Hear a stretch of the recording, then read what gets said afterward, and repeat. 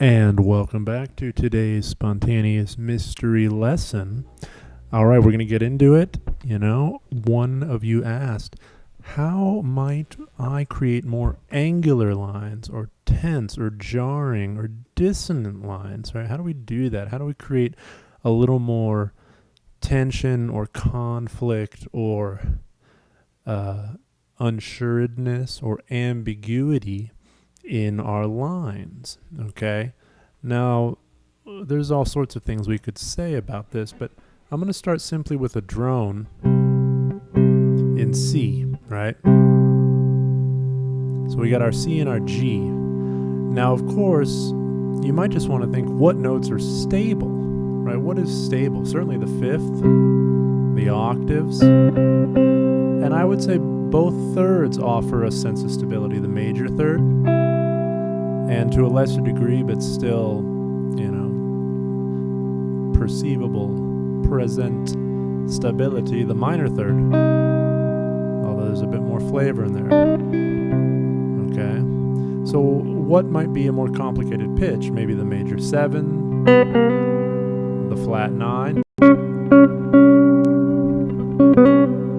What else? Maybe the sharp 4. Okay, the flat 6. Can we put those together? Can we put together the major 7, the flat 2, the sharp 4, and the flat 6? Right. Okay, and the reason for the drone is it helps us to hear those relationships, right? To hear the tension or the dissonance or the lack of copaceticness. Okay, now some other things to do, right, to create a bit more woo-hoo, is wide leaps. So, taking some of those intervals, but instead of doing the nearby one, do the far away one. Right, go low, high, low, high. Right, big leaps, big melodic leaps, even pitches that are simple and consonant, you can enrich them by creating a more melodic distance between them. Okay. Now, in this question, the questioner also asked, how can we get sort of non-diatonic, right? Or and I mean, really, the answer is to just play something that isn't in the diatonic scale. Or another route here is you can choose one of the notes, say C major here. Choose one of those notes to alter, like the second degree, to say, hey, I'm gonna make it flat. Even playing over a C major. Right, that's a C major, but I got a flat 2 in there. Why not? A flat 2 and a flat 6.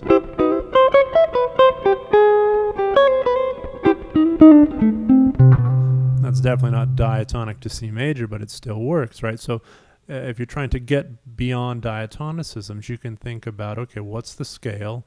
Well, what will happen if I take the second degree and flat it or sharp it, or take the 6th degree and flat it and or sharp it, depending on the scale, right? That's another way to stretch things out. Like, you can just add a pitch that isn't in the mix and see what happens. And there's only so many that you can add. So if you go through it in a sequential way, you can get a sense of all of the out flavors, right? Because there are different flavors of out. There are different flavors of dissonance, different kinds of dissonance, right? It's just not this camp is the pretty sounding and this is the tense dissonant sounding. I mean, there are camps, but it's, as we've heard, is a spectrum. Dissonance and consonance is a spectrum. And what is it a spectrum of? It's a spectrum of simplicity and complexity. I honestly, I think that's a more helpful way of understanding what's going on, right? An octave is a very simple relationship, right? This waveform is oscillating 2 times for every time that waveform oscillates. It's literally this. That's 2 against 1 happening in the microsphere of sonic waveforms, right? And that's a simple thing, right? Now a major 7, granted in equal temperament, this is an approximation, right? But in equal, the major 7 is oscillating at 15 times for every 8 oscillations. And lo and behold, that sounds more complicated, right? There's more going on. There's more waveform interaction for your brain to decipher, okay? So thinking about, if you want a sense of ambiguity or irresolution, right, those complicated melodic relationships are your friend, right? Half steps, tritones, and also major seconds, right? If you're just that would be the whole tone scale, right? The symmetrical scales lend themselves to ambiguity, right? They allow the tonal center to become a lot more thin and potentially even disappear completely, and that's a different kind of dissonance, right?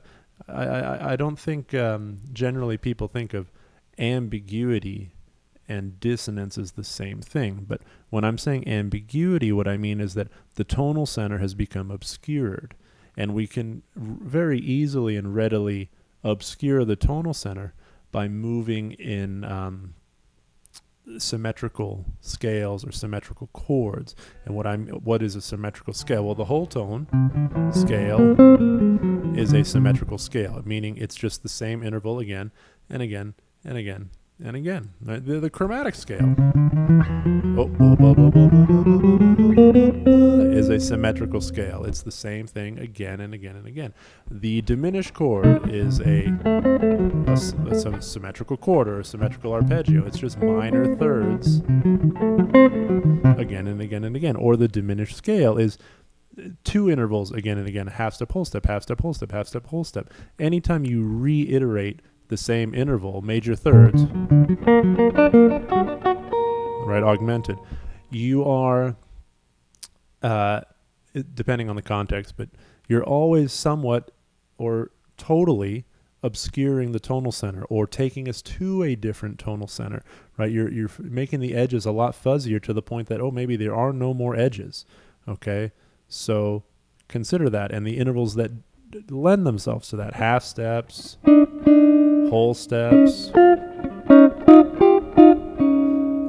tritones, right? These are less stable intervals. They're not as simple and obvious as a major third or a perfect fifth or a perfect fourth, right? Okay. Oh, and there was a little more to this question. There was, just some general advice in terms of creating more novel sounds. I mean, okay, that's a long conversation, right?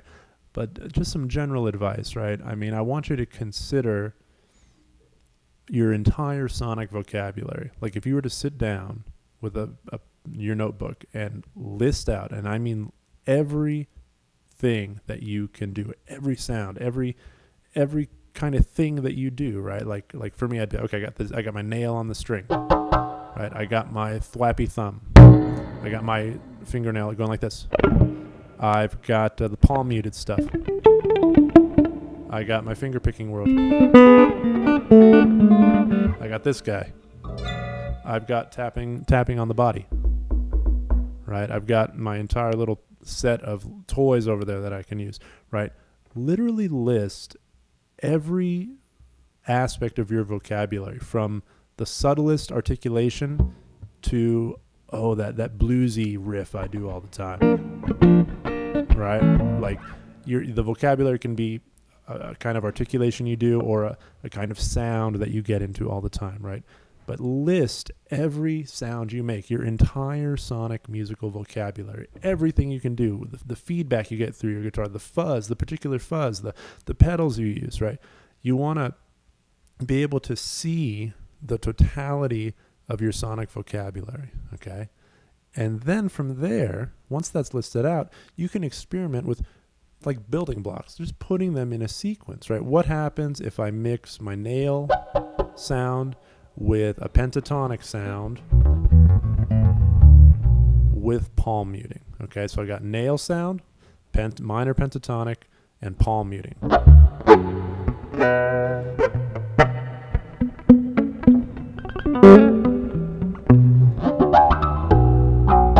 This helps us stretch our soundboard out. I'm bringing in different constraints, we could say, or parameters, or just context that I'm making myself play in. I got to use my thumbnail.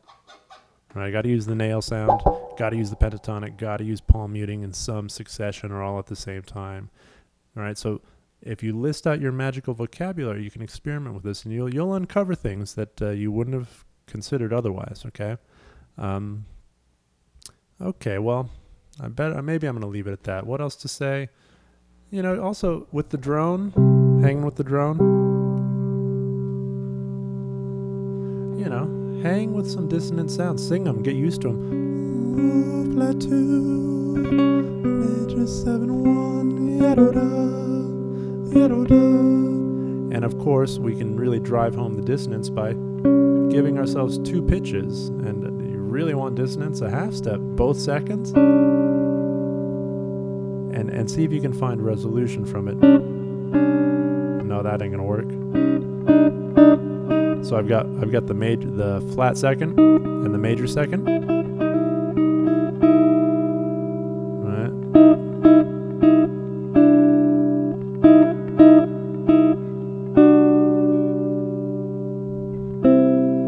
And for some reason I thought I was in D for a moment, so there's an error in that. Let me try that again. Flat second, major second.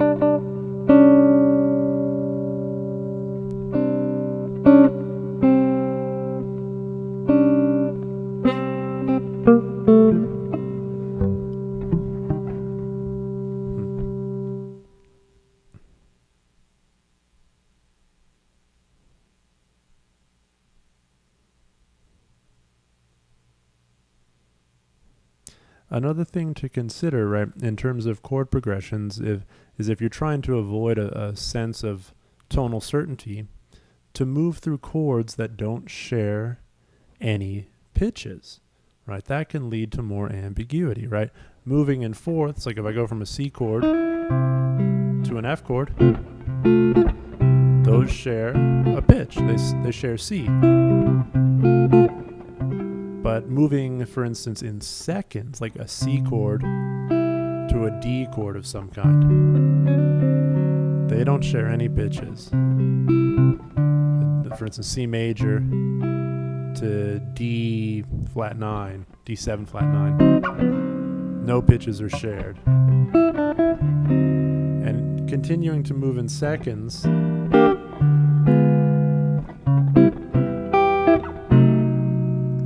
here I'm also using diminished chords, throwing in some diminished chords.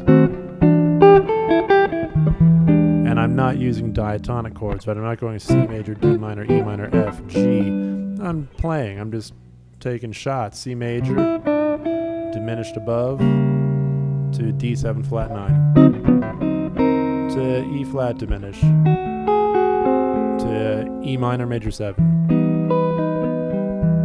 to F half diminish, to F sharp half diminish, to G, add 9. Hope this is making some sense. Another thing you can do is just move your fingers.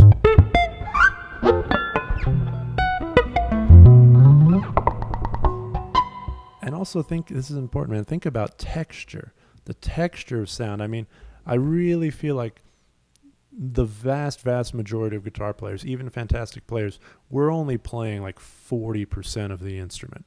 Okay, like it's like we're hypertrophied in terms of melody and single notes and pitch. I mean, but we don't really think about texture as much, or timbre, or this thing can be a drum. Can be a drum, man. It's a percussive kind of instrument, right? It can be. It's not just the whimsical harp, right? How we articulate, how we introduce non-periodic sounds. Okay, and what is a non-periodic sound? Another term for that is noise, right? This is an aperiodic sound. It's not a waveform that's just right.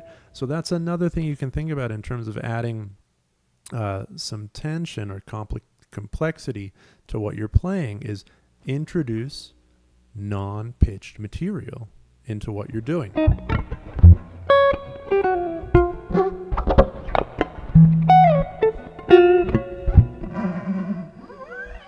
See what I'm saying? So, okay. It is a certain time o'clock, and it's been 15 minutes, so I'm going to wrap it up there. But once again, I hope you find this stuff helpful. Once again, if you want to learn more and study with me more closely, go ahead and contact me via the link below or the link above, or telecommunication or psychic communication. And, you know, keep on probing into your ears. But be careful, don't put anything into your ears.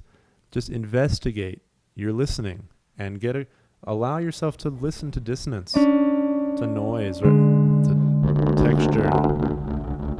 You know, don't hide away from sounds that are foreign. You know, get used to because remember, it's not, I mean, what is dissonance? It's complexity, right? So we're just getting used to more complicated sounds. And, you know, as you hang out with it, you can do little tricks. Like one of the great tricks is, you know, find something complicated. Right, so I got B and A sharp here. That's pretty dissonant. I'll put another dissonant. Pretty dissonant. One of the great tricks is, can you hide dissonances in the middle of chords, right? Right, I've got this in there. This. But if I sort of couch it in a B major kind of thing, right, it fits even though it's and. Altogether, it's somehow sweet, right? This is a game where putting the dissonances often in the center of a chord really enriches the harmony, but it's not so abrasive that grandma's going to leave the room, right? We hopefully want to, if our grandmas are alive, we can play them a song. And it isn't, you know, I don't know if grandma is into Schoenberg or 12-tone rose. They're probably more into, you know, pretty, I don't know, what are you going to sing to your grandma about? Depends on the kind of grandma you got.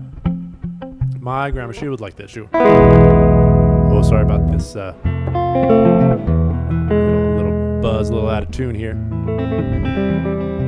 She would want, first of all, for grandma, I'd be playing an acoustic guitar, and I'd be doing my makeshift flamenco, which I'm embarrassed to do here. I don't know what I'm doing, but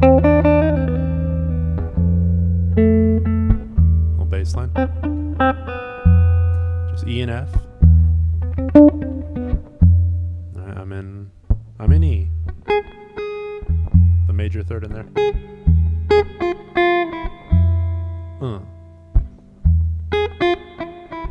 Come on. Let's go to a G. No. Why not? We'll go to G. To F. G. F. Back to E. G. And notice there's some complexity, because notice in the melody, I was going to G sharp, then to F, and then in the bass, I went to G natural. A little out of tune here, guys. Sorry about that. E.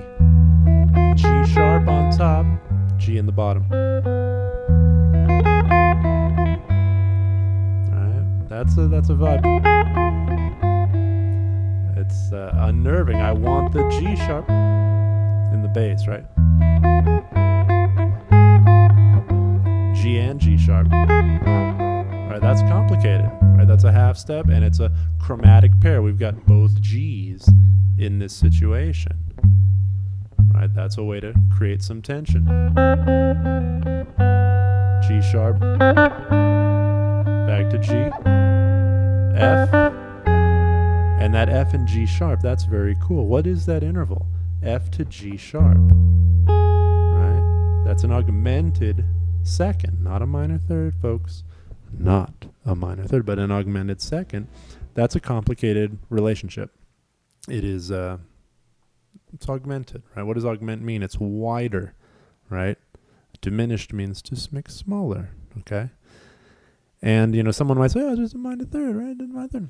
Incorrect, right? You really want to be a harmony whiz, you got to be able to know the difference between an augmented second and a minor third, between an augmented fourth and a diminished fifth, between a flat seven and an augmented sixth. These are fundamentally different sounds and experiences, okay? So look, I'm going to leave it at that. I appreciate you being here. Once again, if you want me to talk about something, just let me know. I'm going to try and talk about it. And whoever's question I asked, hope you enjoyed, hope you got something from it, and feel free to ask again.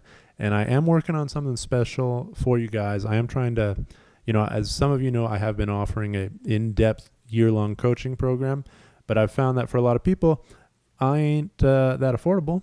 And, you know, it takes a real, you know, some gusto to commit for the year. And I commend all my students who have done that, and you've seen the benefits of that. I know you all have. So, however, some of y'all are broke like me and can't afford a year of study with me. So I will be opening up my magical community of learning for monthly membership, where you can go through essentially my cosmic library of knowledge and learn for yourself. You essentially will have access to multiple years of, you know, mystery school, college, music education. And I'm working on that for you guys. And, you know, the first people who sign up for it are going to get a handy dandy discount. So that's pretty cool. And you're going to help me put some bread on the table. So, hey, help a musician out, right? Anyway, I'm going to leave it at that. God bless you all. Keep on rocking.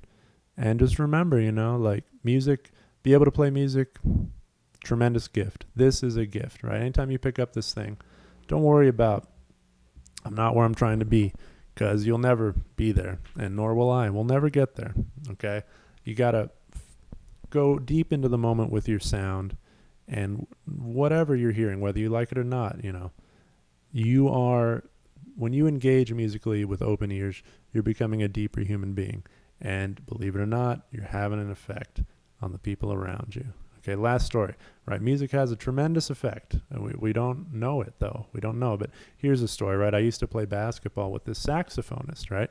And he wasn't the greatest saxophonist, but he played, and he was sincere, and he, you know, did his darndest. And what would he do? He would go to the trains, or the BART station in San Francisco, right? This is the trains in the Bay Area. He would go to the trains, and what would my man do? He would play. He would busk at the trains. And one day he's busking, right? And, you know, made a few bucks, and he's busts a couple hours and ends his session, looks through his, you know, the money he got, made a few bucks, but someone had left a note. And this note, what did this note say? It said, hey, bro, I came to the train today to kill myself. I was going to jump in front of a train, and hearing your music made me have second thoughts, right? Okay, so these are sort of the subtle profundities of music. Okay, we don't, you know, it ain't about being on the stage. I mean, it can be, but that's not for all of us. But music, I would say music is for all of us. Okay, so I want you to consider that when you're diving in with your instrument and opening your ears and opening yourself to making music and being in that space, either alone or with others, with strangers, with people you love, with friends, with educators, with people you're teaching, right? All of this, right? You are opening yourself up in a vulnerable way, you know, a way to your heart and emotions, to your memory, and to history, which I think is one of the most beautiful things about music. We literally get to embody historical vibration, right? Like when we play a piece of music from hundreds of years ago, that is a special insight into the art and the soul and the mind of that time. And if you study music from all times, well, you're just going to have a huge brain. Okay, so anyway, I'm going to stop rambling. I'm going to go. I appreciate you being here. I'll talk to you later. Feel free to ask questions. Leave a comment. Like, share, subscribe. It does help me. This video probably made me 75 cents. I do really appreciate it. I'm going to go. Adios.